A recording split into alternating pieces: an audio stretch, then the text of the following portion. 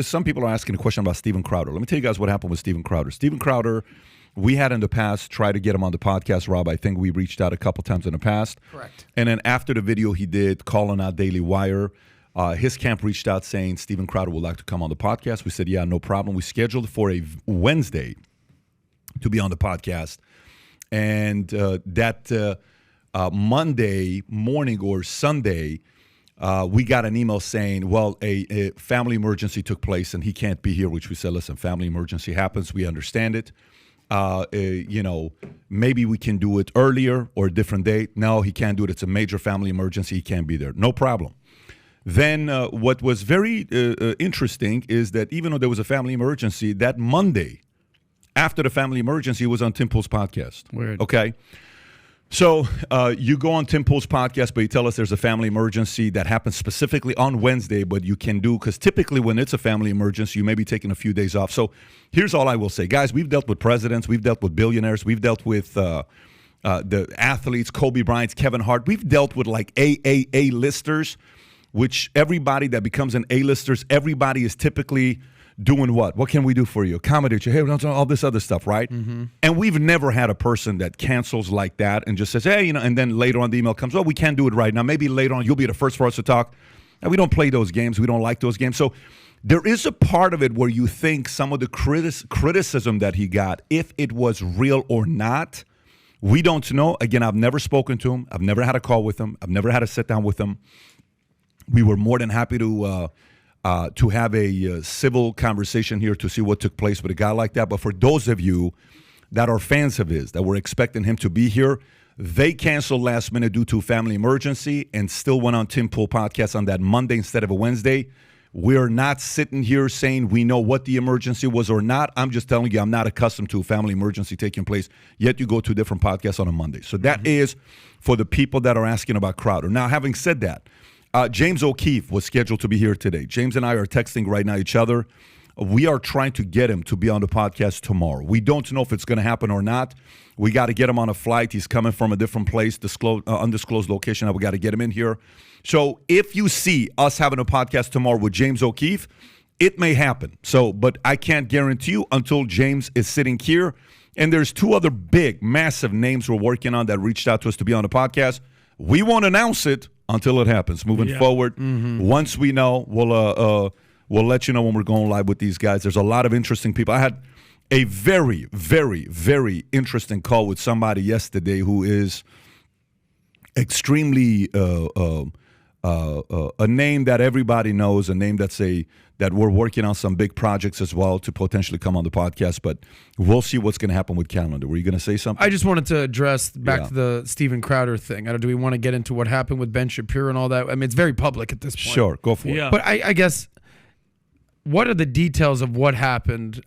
There's things you follow, and there's things you follow kind of, peripherally. I saw what was going on, but what I did see was Ben Shapiro's response. He was not happy with this gentleman. Of course not. He was not happy whatsoever. What was your take on Shapiro, Crowder, Daily Wire? What exactly happened? So let me give you a disclaimer so everybody knows. I don't have a relationship with Ben Shapiro. Him and I have done one interview together. It was fascinating. The guy's a brilliant mind, but we don't text. We don't talk. We haven't spoken to him.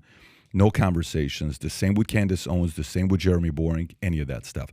There's been zero communication with them at all. An invitation to the podcast, zero. None of that stuff. In the last however long it's been, we've had zero conversations with those guys. Mm-hmm. I think they're very necessary. I think they're very talented. I thought Jeremy Boring to go through the entire contract was extremely bold, extremely confident to do it. And that's Ben Shapiro's partner. For those, because he's not a household name. Everyone knows Shapiro. But Candace Owens. He is a household name in this space. The guy is a heavyweight, legit type of a guy that you would want to have as a president, COO, C-suite, CEO. He's the guy. He used to be partners, I believe, years ago with a guy named Zach Levi. Zach Levi is the Underdog movie of Kurt Warner. Zach Levi is what do you call the Shazam guy, the good-looking guy. Yeah, so this is not a lightweight guy. This guy right here. He went after Gillette in a way that was freaking epic. Brilliant. So now, as you were, yeah. So both of these guys, and by the way, on the other side, Steven Crowder's maybe at the top of the list of like who Bill Maher is at the top of the left, probably Crowder is at the top of the right to be the comedian doing what he does. So Crowder is a absolute, some will put him at the top above everybody.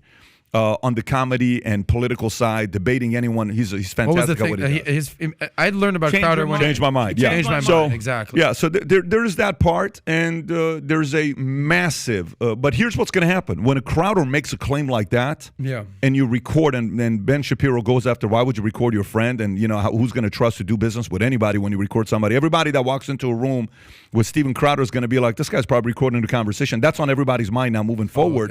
When you do something like that, so it's tough when you do business with someone like that. It's chance. So that's what the call out is on the other side. So here's the part. Yeah. Here's the part.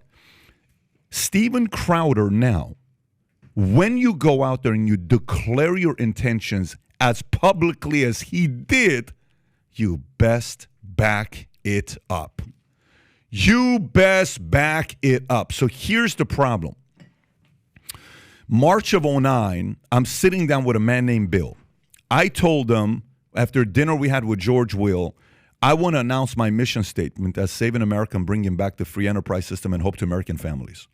He says, this is the mission statement of the company. He says, yes. He says, don't do it. I said, why is that? He says, if you do this, how are you going to be doing it? I said, well, I'm going to work with middle-income families. I'm going to work with minorities. I'm going to teach them about sales, business, capitalism, finance, insurance, how money works. I'm going to help these guys have the mentality of a winner, competitor, discipline, why immigrants come here, the capitalistic mentality, the immigrant mentality. That's what we're going to be doing. He says, if you do that, who's going to be coming to it? I'm planning on having the presidents come to our event, senators, governors, people who understand finance, economists, comptrollers, billionaires. I want comedians, Kobe. I want all these guys to come. He says, here's my suggestion to you. If you say something like that from stage, in front of the pulpit, okay, which the event was called Saving America Doing the Impossible. I was dressed as George Washington. You can type in George Washington, Patrick Bet-David, maybe a picture will show up on Google. And I get up and I said, we're going to be doing this. He says, don't do it unless you're 100% committed to it. I said, what do you mean? He says, don't do it unless if you're 100% committed to it. A video of it is somewhere around there that you can find. If you can pause it and not have the audio. That's fast forward a little bit, fast forward a little bit, fast forward a little bit. That's me and Jen right there, by the way. Pause it. Literally, that's me and Jen right there. Okay. So here's the thing. You are the tallest, brownest George Washington I've ever seen. So he tells me.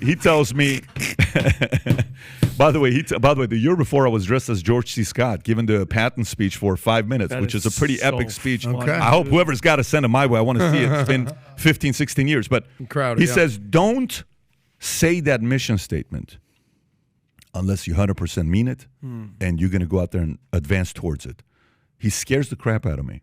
I step away. I don't announce it. I say, I'm not doing it. Oh, really? 30 days goes by, 60 days. I can't sleep at night. I'm so worried about it. Then the day comes, July 17th, that event. I get up and I announce the vision, mission, what we're going to be doing in July of 2009, okay? I announce it to everybody. Everybody is flipping fired. This is JW Marriott in Palm Springs. Everybody's fired up. You know who's not fired up? I'm not fired up. Because I went to sleep saying, holy shit, I better freaking do it. Yeah. So then you see David Walker, the Comptroller General of U.S., comes to the event, and I interview him. Then you see we bring Santorum. Then President shows up. Then Kobe shows up. Then Kevin Hart shows up. Then everybody's done. Then the events goes from 500 people to 1,000 people to 2,000 people and 5,000 people. MGM Grand Arena. You were there. We're putting concerts with Nelly, with Nicky Jam, with Sebastian Maniscalco, with Mario Lopez as the MC, with Shaq, all this stuff. And then it turned into what it is today. And now people say, well, what Pat said he did in the insurance space, this is not public information. This is in the insurance space on what I did. And then Valuetainment kind of made some of this stuff be public. Crowder has to back it up now. And it sucks. Every night he goes to sleep, everybody's saying, where is it? Who are you signing? What are you doing? You just put yourself on blast. You put Daily Wire on blast. Who are you signing next? Who are you giving a contract to next? What are you going to be doing? That's where he's at. If he does it, guess what you got to do to Crowder? Salute. If he doesn't do it, you got to say Daily Wire was right. Wow. That's a lot of pressure. Wow. And welcome to the world of competition because it freaking sucks. He's been in it for a while and he's dominated as a talent. Yeah. But it's a very different game to go from a talent to running a company. Last night we had our annual virtual gala at the other event, the building. A federal. And we had 10,000+ people on a live Zoom with us watching, and we're recognizing all the MVPs, et cetera, et cetera. And at the end, we were having conversations about the business during COVID, what happened. Me and one of our guys co-founders, George, were talking, and I was telling him some of the things that happened with the company. The challenge of dealing with W-2 is you realize there's a difference between being a great salesperson. There's a difference between being a great sales leader doing 1099 with an assistant. There's a difference between a startup founder.